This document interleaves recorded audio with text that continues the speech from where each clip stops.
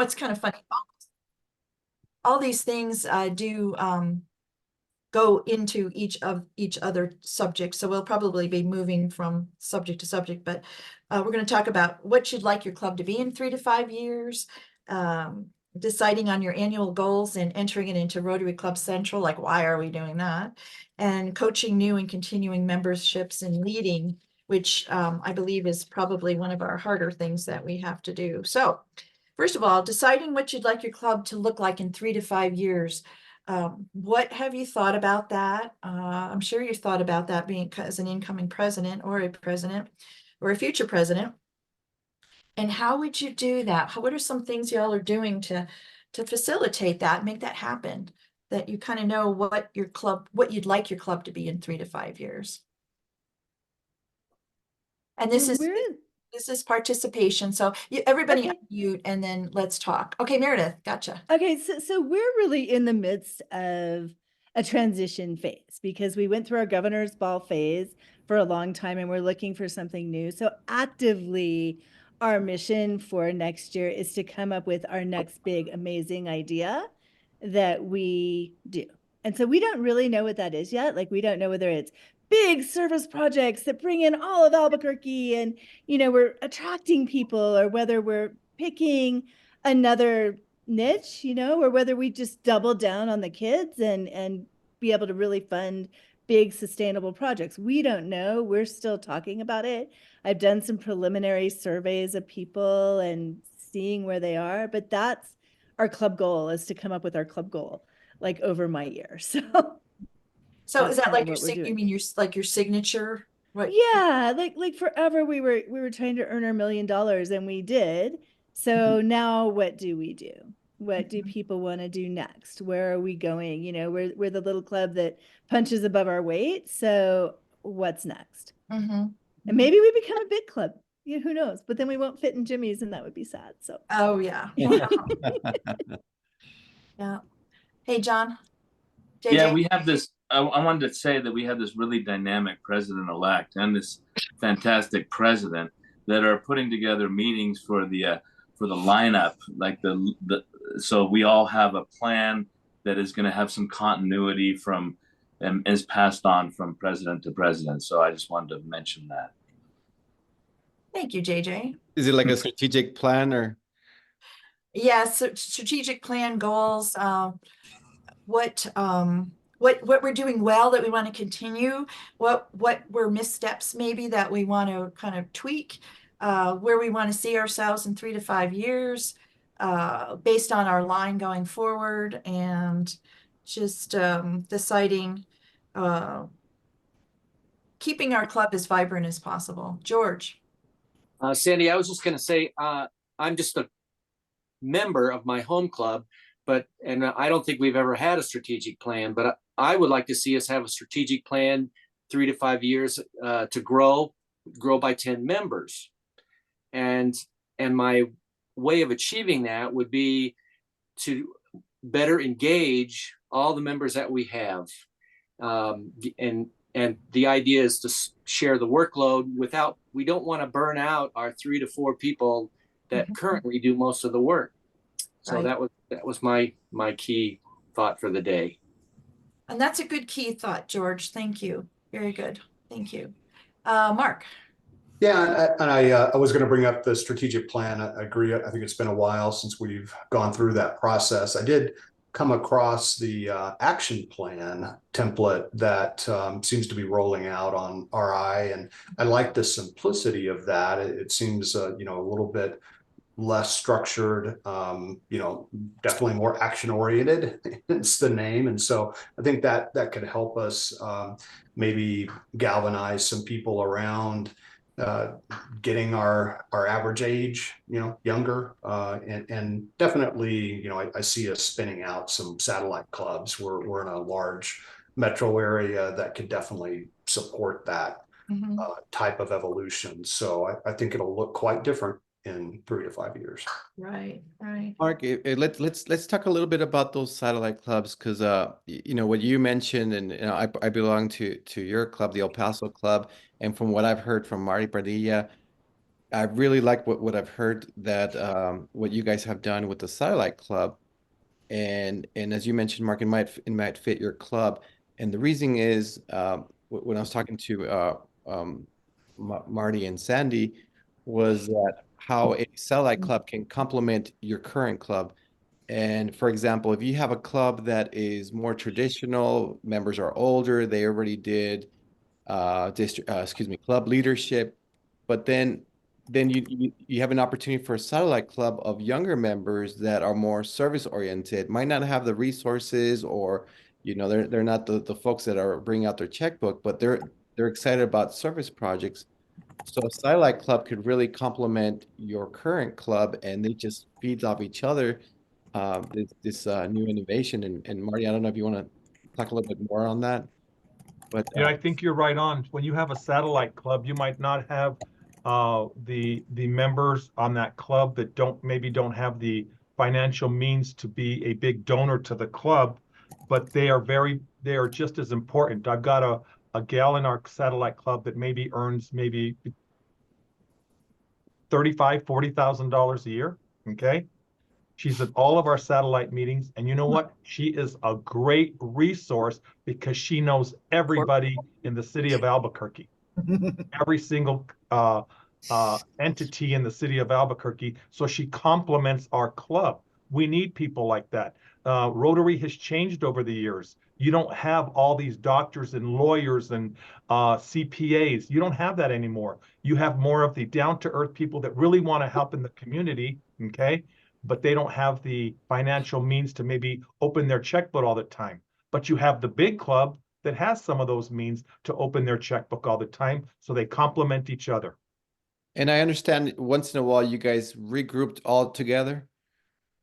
Last night, we regrouped last night. We had our quarterly meeting. We had roughly about a little bit under 80 people, or right over 80 people show up. We had the big club come with the satellite, and they came together. Mhm. Not And counting. what was that meeting, Marty? You keep saying it was an event of some kind. What was it? What's the So we have our regular meetings as you would have with your club, but I chose to have a quarterly meeting, okay, 4 times a year, where we bring everybody together in the evening at the hotel, okay? We make it a big event, okay? And everybody shows up. We have a nice dinner, and then we have a guest speaker. We have an open bar, and it is the electricity in those meetings is unbelievable. Yeah, so what we did too with our satellite is satellite meets the first and third Wednesday in the evening. The host club meets the second and fourth Wednesday during the day at lunch. So there's one meeting every week. And then quarterly, like Marty says, we get together so that the satellite and the host clubs can join and bond and have a meeting and fellowship and learn something. It's been very successful, I'd say, Marty. Very good. I So really I have a love Oh, I'm that. sorry, Patty. Go ahead, Patty. So do you go to both meetings? Yes, Oh, yeah. yes. And actually, we do have satellite members that come to our lunch meeting occasionally too. But yes, we have, I think, Marty, you probably had almost 3/4 of your satellite there last night. Yes, we did. And then of course the spouses come, which is great because normally they don't come to a meeting. And then we have we did an induction last night of a new member, which was really cool, right? And yeah, Lida. Lida, sorry. Thank you, Sandy. So your club acts like a mentor. The host club acts like a mentor to the satellite club. Exactly. Is that what you do? That's what you're doing. You're Yes. mentoring them and helping them with their financial stuff, financially and stuff like that. Yes, because we in our bylaws, satellite is we support the satellite. Satellite does not have their own budget. They Right. have their own chairperson, and the satellite members have all the rights and privileges of the main club, the host club folks. So they can be president, they can be on the board, which we do have. So it's really a matter of a little different way of their structure in their satellite approach, but they're all one big happy family, which is kind Good. of Thank you, Sandy. Thank you. Meredith. Yeah, so I'm gonna sort of tell my story. I actually came into Del Sol as a satellite club member. Our satellite club did end up folding because we never actually did what Del Norte did to have a good integration between the two. So the satellite people kind of did the satellite stuff and we became the community service committee. And then the regular club did the regular stuff, but it was really hard because none of the satellite people could ever come to our 7 a.m. meetings. And I couldn't for the longest time. I finally started going to morning meetings when my daughter went off to college. So pay attention. Like if you're going to have a satellite, really integrate it really well so that people don't feel like they're really a satellite and off in space and not really part of the main club. Yeah, thanks, Meredith. That's good. Okay, so Vyasar, I'll have you kind of wrap up this session because we're gonna have to jump into the next topic. Sure. We were talking about 3 to 5 years of planning out. We talked about membership engagement, identifying your weaknesses, having an opportunity for innovation. And by the way, if you want to set up a new club or a satellite club, please let me know, or an AG or LG. And it's a directive from Rotary International President-elect Stephanie Urchik for us to create 4 new clubs in the district. So if you guys are interested in doing that, please let us know. What's our reward if we start one? Yeah, what's the reward? Dinner with the governor. I like that. I'm always up for dinner. Yes, sir. Marty. You know what? Let's not be opposed to thinking outside the box, even on satellite. I envision our club one day having 2 or 3 satellites, having the main club, having one of the satellites in the southeast Albuquerque, one of them maybe in Rio Rancho, because we've got about 7 members that live in Rio Rancho, and then another one maybe in the North Valley. I love that. I think that would be the future of Rotary is these more flexible clubs. Right. And along with that, if you see, and from the district point of view, if there are clubs that are struggling, they can become a satellite of a larger club as well. So instead of losing a club, you can embrace them into another club, and at least you'd keep the members engaged and keep it going. Okay, so the next topic real quick is deciding on your annual goals and entering into Rotary Club Central. So has anyone talked to you President-elects about entering your goals? Okay, so it's always been kind of like a tough topic to talk about, but think about it. In your businesses and all, you can't manage what you don't measure. So how do you know your club is effective and doing the things you want your club to do if you don't have goals and you follow those goals? And that happens in Rotary Club Central. Now, Rotary International's working on their website today, so My Rotary's down, but you all have My Rotary Rotary passwords to get into My Rotary, into Rotary International website, correct? I'm hoping. Okay. And if you don't, you can talk to your assistant governor, and that person would be happy to help you get that set up. So then there's a section called Rotary Club Central, and it has 26 goals in there. To make the presidential citation, you need to have accomplished 13 of those 26, and you don't have to do all 26 because it may not apply to you. For instance, you may not have an outbound exchange student or an inbound exchange student. You may not have a major donor, that you may not have this, that, or the other thing that's in there. And they're divided out by youth, membership, foundation, public image, community service, club fellowship, projects, those kinds of things. So I would like to demonstrate that to you, but I believe when we get to pets, there's going to be a point when we're going to be able to get into that. So you'll all get to see it. One of the good things about it, though, it has club history. So you can see what the past presidents have put in, and you can see where your club is, again, that 3 to 5 year, where your club is headed. So when you put down, like, I want 20 new members this year, what have you done in the past? Were you successful? It might be a stretch goal, but that's okay. So use that club history, and then ask your incoming directors how many your membership committee, how many members does the membership committee, how many are they going to work on? Something like that. How many kids are you going to send to RILA? That'd be your youth committee, those kinds of things. So engage your directors when you're doing your goals. You can put them in yourself and then you can tweak them. There's no Rotary police.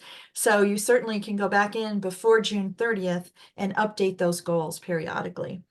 So what I want to know from you folks is, if you haven't gone into your goals, you may have goals that may not be in Rotary Club Central, and that's okay. It's good to have goals. It's good to measure them and say, where are we going? And if you have robust committees, those folks can report on those goals for you so that you can update them. In, for instance, membership says, oh, we inducted 3 new members this month. Okay, so you go back into your goals and you say, okay, we wanted 10 members, we're up to 3, so that's good. And then some of those are automatically updated by Rotary International. Your membership will be updated. A lot of fundraising things, Polio Plus will be updated. Foundation goals will be updated. So and it's one of those things that everybody says, why do I have to do it? So they don't do it. But I recommend that you do look at that when you can. Get into My Rotary, go into Rotary Club Central. One of the big things that happens, it's frustrating for presidents, is they forget to click the save button when they're going through and editing their goals. So make sure you do that. And I'm happy to help you. The assistant governors are all happy to help you do that. And I want to know what your thoughts are and how would you review your goals. Once you get used to it, it's really not that, it's really pretty easy. But is it something that scares people, or is it, you feel like it's necessary? Now, I will tell you, and I don't know, Yasser, if you heard this, but they're really looking at those goals to see if they can really, like any other innovation that Rotary International is doing, they're looking at what goals should be in there.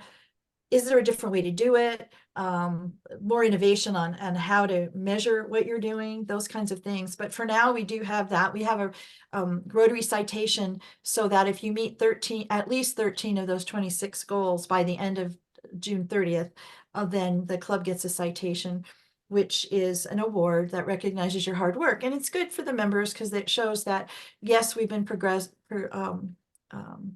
We've been doing these things. We met our goals or exceeded our goals, and it's kind of nice for the clubs to get recognized for that.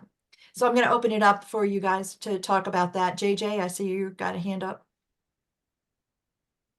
You're on mute. You're on mute, John. I was just reaching for something, Sandy. Sorry. Oh, okay. So on the next pre-pets session, Donette's going to walk us through Club Runner. You're welcome to invite if you have a club secretary or anyone else in the club, but it's going to be a very good resource next time. As Sandy mentioned, it's also, let's make sure to have your club officers in Club Runner, like who's your membership chair, who's your foundation chair, who's your elect, and all that. And the reason is, when we send out notifications from RI or zone or the district, they look at, okay, all membership chairs, and then they send out a link to a training. So if they're not in Club Runner, they're going to be missing out on notifications. And the district has some great goals for increasing foundation participation and growing membership and creating new clubs. So we really need to have this communication. So please have your leadership in Club Runner. Mm-hmm. Hey, I was going to just throw something out too that Martine did this year during the halfway points, our first meeting in January. He did a summary presentation of where we are versus all of our goals. Oh, excellent. That's great. Yeah, and we did include a foundation presentation, our foundation overview at the same time, but it really helped, I think, for everyone to see, our progress year to date, and still 6 months to wrap those up. That's excellent. And then as you presidents are exiting your year, you'll have probably a June meeting where you do our annual report on what the club did for the year. And you can also wrap up those goals then as well and say, this is what we've accomplished that whole year. I was the pandemic president for our club, and it was a real challenge, but you know what? By following the goals and reporting to our members, we didn't skip a beat, and we proved that even during like a huge pandemic that we were able to be productive and get our community service activities continuing and engaging the group. And I know we were the Brady Bunch for a whole year on the screen, but it really did work out well. So don't worry about being so scared about the goals. Just go ahead and do them, and you can adjust them, and you'll really learn a lot about how to make all that happen. Your members will really, like Mark said, will appreciate a report on what they're doing. They'll feel really good about that. Mhm. Okay, so now we're into our third and last topic, which is probably the most important for all of you, is creating your bench. You know, coaching new and continuing members and leading, because what's going to happen after you leave, or the next person and the next person? How are we going to do this? So 5 Yeah. minutes we have. Okay. So I'm going to leave that open to y'all. How are you going to have a succession plan? What do you think you might want to be able to do to help that? Yeah, we've certainly had some conversations with people, some that we approached for officer positions, said they weren't quite ready, this year, or had other conflicts, things going on in their lives, but kind of helps create the short list, I guess, of who the next, execs, presidents can bring on. Mhm. Mark, can you also comment on that committee fair you had? Sure. Yeah. So sorry, I don't know if you can hear my dog barking in the background, but Oh, that's okay. anyway, she's excited that somebody's coming over. Yeah. Anyway, we did host a committee fair. We have about 23 committees, probably 8 of them are what we would call active. But the membership director and kind of the first lady of the club organized a fair. Everybody had a table and put out materials about what was going on there, and then had a sign up list. So we have a very big wine and food festival every year. We already have like 25 members on that committee, so there's a wait list there, but it helped to create some pent-up demand for that, to tell people, yeah, well, we need to interview you for this committee, and then you kind of work your way onto it. So some like that have a great demand. Some things like literacy, we do an annual children's event where we hand out books and Christmas goodies, but there's probably a lot more we could do with literacy, where it's just been kind of the same thing, for a while. So looking for new ideas, fresh on those. Right. And I think one of the hazards of being a president is having to go to all the meetings and doing the board and all that. But remember, you can have your president-elects and your board members. A board member can conduct a board meeting just for practice. A PE can, your president-elect can go and do a meeting, conduct a meeting for you as well. So it's sort of like an in training kind of thing. So that would be great. Leah, did you have a question? Oh, okay. But anyway, okay, there's a lot of creative ways you can to promote leadership and train leaders and training, and that's kind of the hardest part. And do y'all have mentors for your new members coming in orientation and kind of showing them the way? That's another good way to. I love the idea, Mark, about I wrote that down: wine and food, and go through all the committees and see what piques their interest. That's a great idea. But yeah, so creating a bench is just the hardest thing, I think, but it's the most important, because otherwise you're not going to progress in the clubs it won't be very vibrant because you're having the same people do the same things all the time. And One other quick thing, not necessarily repeatable, but a big project, what we did was have the president-elect nominee kind of run that project, and that forces them to engage with all of the membership, report on it, really, hone your project management skills before you get to the role. And so, we've kind of determined that's a good way to groom people and get them really, really connected to the club. Hopefully we don't burn them out before they get to be president. yeah, that's a great idea. We're probably going to need to wrap this up in a minute or two. Yasser, would you like anything to say? No, I really enjoyed it. Start planning for how you want your club to shift in the next 3 to 5 years. Get your goals in club runner, your officers, and find new ways of engaging your members. So this is like planning a wedding, and then you're a president a year. That's your actually wedding and the fun time. And so right now it's when you do all the hard work, all the planning, get your team together. So we got some time. Yeah. Thank you so much for stepping up to be presidents, because actually, if we weren't clubs, we wouldn't have Rotary. Let's put it that way, right? That's right. Well, that's a good way to end right there. Thank you all. Thank you. Thank you. Oh, yes, okay, well, thank you so much for coming to this session. This is an overview of club planning and goals. And our Lieutenant Governor elect Yasser will to start off with an introduction.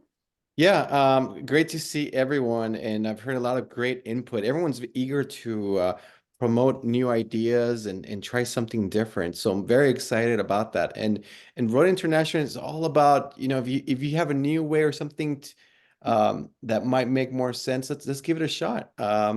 So I'd love to hear your ideas in this discussion. So welcome everyone. Thanks, Yasser. I'm Sandy Roush. I am going to be the president of the Rotary Club of Albuquerque del Norte coming up, and I'm a lieutenant governor as well, doing lots of stuff, and happy to be here. I'm so excited to see you all and meet you. So we're going to have 3 topics. We have only 10 minutes per topic, so we'll try to meet that need. So it looks like we'll be done by 11:30 on this one. So there's 3. Decide what you'd like your club to be in 3 to 5 years. So that's a planning one. Decide on your annual goals and enter them into Rotary Club Central. We'll talk about that. And then coaching new and continuing members in leading. So creating your bench. So that's our 3rd topic. So the first one is deciding what you'd like your club to be like in 3 to 5 years. And, you can all unmute, and I just want you to talk about how are we going to do this? How are you going to foster that planning, strategic planning, creating goals for your club, so that you have a 3 to 5 year plan? I'm sure some of you might have thought about that or done it in business. And how would you approach it for Rotary? And you can just speak up. Ferris Bueller. So identify like the steps on where you want your club to be in 3 to 5 years. And we have a list, so we're glad to share some of these ideas. Yeah. I mean, have you thought about that? Have your board members gotten together and talked about how where do we want to be in 3 to 5 years, or any kind of strategic planning at all? So there's lots of stuff you can do. Getting together your leadership is probably the first step. Getting together with your past president, your current president-elect, and the vice president, and talking about what was good about what the past years were. What did we do right? What should we change? What are our strengths, weaknesses, opportunities, and threats that are happening in our community that would affect our club? Those are some things to do. Engaging members, doing a member survey, maybe, of what the members want to do. Establishing committees, maybe just an ad hoc committee to look at doing a plan. And as we talked about in another session, the district has a strategic plan that's 3 to 5 years out, and the district Governor Line signs that. So for our club, what we're going to do is the president elect, the president, the vice president all sign that. It's a 3-year plan so that it's a continuous process. So we're not stopping and starting and stopping and starting, but we're leveraging all the good stuff and creating new good things that are going to happen down the road. And then the other thing you can do is collaborating with other clubs. How many have visited other clubs? How many of y'all have gone to another club and seen how other clubs maybe do things? You may come away thinking, oh, well, they do that better than us, but I think we do that better than them. And that's kind of good because you get a perspective. Club size is really important. A 30-member club may not do things like a 100-member club does.